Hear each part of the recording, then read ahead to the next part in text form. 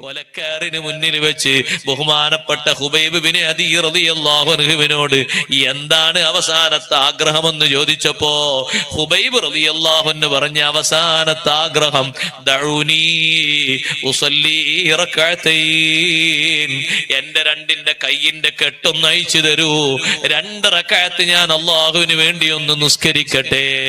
നിസ്കാരം എനിക്ക് ഏറ്റവും സന്തോഷമുള്ള അമലാണ്. നിസ്കാരത്തെ പോലെ എനിക്ക് സന്തോഷമുള്ളൊരു അമല് വേറെ ഇല്ല. മരിക്കാൻ അവർക്കൊരു പേടിയില്ല. പടച്ച റബ്ബിനോട് അത്രയും അടുത്തവരാണ്. അതുകൊണ്ടാണ് ഹുബൈബ് റളിയല്ലാഹു അൻഹു തന്നെ തടവിലാക്കിയ ആ ഗോത്രക്കാരിൽ ആ സൈനബ് എന്ന് പറയുന്ന പെണ്ണ് താമസിക്കുന്ന വീട്ടിലാണ് ഹുബൈബ് റളിയല്ലാഹു അൻഹു അറസ്റ്റ് ചെയ്തിരിക്കുന്നത്.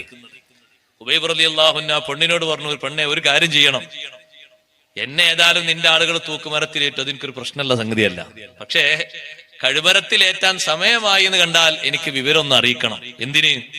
എന്റെ ജീവിതത്തിൽ അവസാന ഘട്ടല്ലേ. അപ്പൊ എന്റെ നഖങ്ങളൊക്കെ ഒന്ന് മുറിച്ച് എന്റെ ശരീരത്തിൽ നിന്ന് ഒഴിവാക്കേണ്ട രോമങ്ങളൊക്കെ വടിച്ചൊഴിവാക്കി എന്റെ മീശയൊക്കെ ഒന്ന് വെട്ടി എന്റെ കക്ഷരോമവും മറ്റു രോമങ്ങളൊക്കെ ഒന്ന് കളഞ്ഞ് വൃത്തിയാക്കിയിട്ട് ഞാൻ അവസാനം പോകല്ലേ, ദുനിയാവെന്ന് യാത്ര പോകല്ലേ, നല്ല വൃത്തിയിൽ തന്നെ സുന്നത്തൊക്കെ പാലിച്ച് എനിക്ക് പോകണം.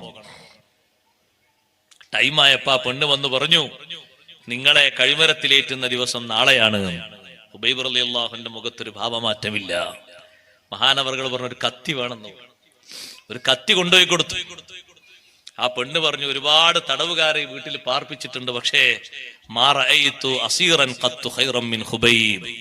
ഹുബൈബ് റളിയല്ലാഹുവിനെ പോലെ ബഹുമാനമുള്ള ഒരു തടവുകാരനെ ഞാൻ കണ്ടിട്ടില്ല.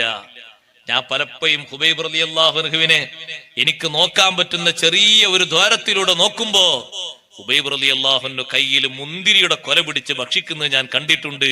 വമാബി മക്കത മിൻ ഇനബ്, മക്കയിൽ എവിടെയും മുന്തിരി കിട്ടുന്ന കാലമല്ലാതെ അല്ലാഹു തആല ഡയറക്റ്റ് ആയി നൽകിയ ഭക്ഷണമാണ്.